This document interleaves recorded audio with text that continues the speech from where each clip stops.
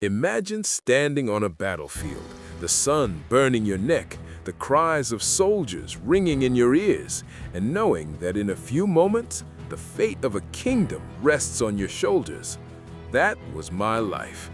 Except I didn't just fight battles. I built empires, united lands, and became a man whose name people still whisper centuries later. My name is Salah ad-Dīn, though the world knows me as Saladin, the man who faced the Crusaders, the lion of Islam, and sometimes just a man who preferred strategy over slaughter. Let me take you on my journey, from a Kurdish boy in Tikrit to the ruler of Egypt and Syria, from a soldier learning the ropes to a commander who made kings sweat, and from a man with dreams to a legend remembered long after I took my last breath. I was born in 1137 or 1138 in Tikrit, a city along the Tigris River in what is now Iraq. My family were Kurds, proud and strong, and my father, Ayub, was a respected soldier. From the very start, I had swords in my blood and ambition in my heart. While other children playing with toys, I practiced with small swords, learning lessons in courage, strategy, and the occasional lesson in humility, like the time I swung a sword and almost took out my own foot. My early years were far from ordinary, and I often think that my childhood prepared me not just to survive, but to lead. As a teenager, my family moved to Damascus. This was when I truly began my military education. My older brother, Turan Shah, was fearless, sometimes recklessly so. I followed him everywhere, learning from his victories and his mistakes. Damascus was not only a city of beauty and learning, but also a hotbed of political intrigue. There, I learned that winning a battle was only half the job. Keeping the loyalty of your soldiers and the respect of your people was just as important. I also learned a critical skill, remembering faces at banquets. Trust me, it can save your life more than a sword sometimes. My first serious military campaigns were under the command of Nur ad-Dīn, the ruler of Syria. A strict and ambitious man, Nur ad-Dīn taught me the importance of discipline and strategy. Under his banner, I participated in campaigns in Egypt, a land rich, beautiful, and chaotic.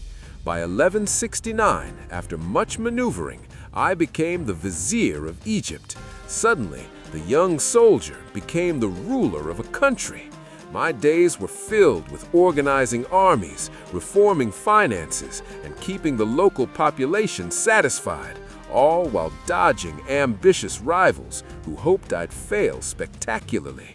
I liked the challenge. After all, ruling a country is not much different from leading an army. It's all about timing, strategy, and the occasional bit of charm.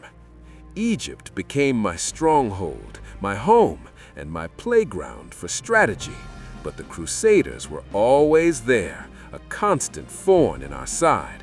By uniting Egypt and Syria, I created a force strong enough to challenge them. Patience and planning were my allies. Rash charges were not. I preferred to make my enemies underestimate me, then strike when the time was perfect. That's how I operated, not with blind aggression, but with intelligence and vision.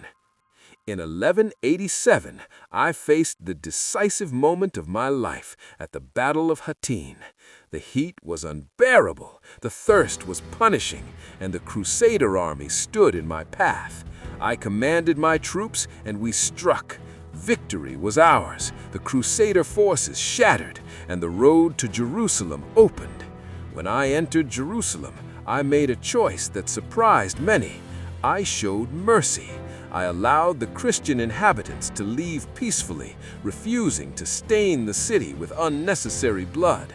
Some called me a lion, others a saint, but in truth, I was simply a man who understood that mercy can be a more powerful weapon than the sword. After Jerusalem, my life was a mix of battles, diplomacy, and managing ambitions. Richard the Lionheart arrived on the scene, a formidable opponent with unmatched courage. We clashed, parried, and even exchanged gestures of respect, yet never friendship. Our rivalry became legendary, remembered in both East and West.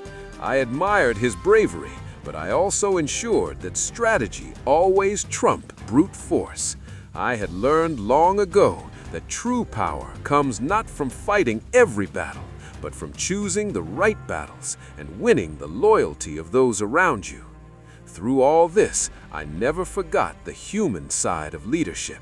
I cared for my soldiers, my cities, and my people. I made sure justice was upheld and fairness was more than a slogan. Even in war, I sought balance and perhaps a touch of humor, because life is too short to take everything seriously, even if you are leading empires. Some say I was too kind for a ruler, but I believe kindness and strength are not mutually exclusive. By 1193, age and illness caught up with me. I had fought battles, united lands, and faced enemies who tested every skill I had. I passed away in Damascus on March 4th, 1993, leaving behind a legacy of courage, strategy, and yes, sometimes mercy. So that is my story, from a boy in Tikrit to a man whose name echoes through history. I lived a life of challenge, strategy, and determination. I was a soldier, a leader, a strategist, and perhaps most importantly, a man who knew that even amidst war, there is room for justice, respect, and a little bit of humor. And if my story teaches anything, it is that greatness is not just measured by victories, but how you treat others along the way, and sometimes by the stories people still tell centuries later.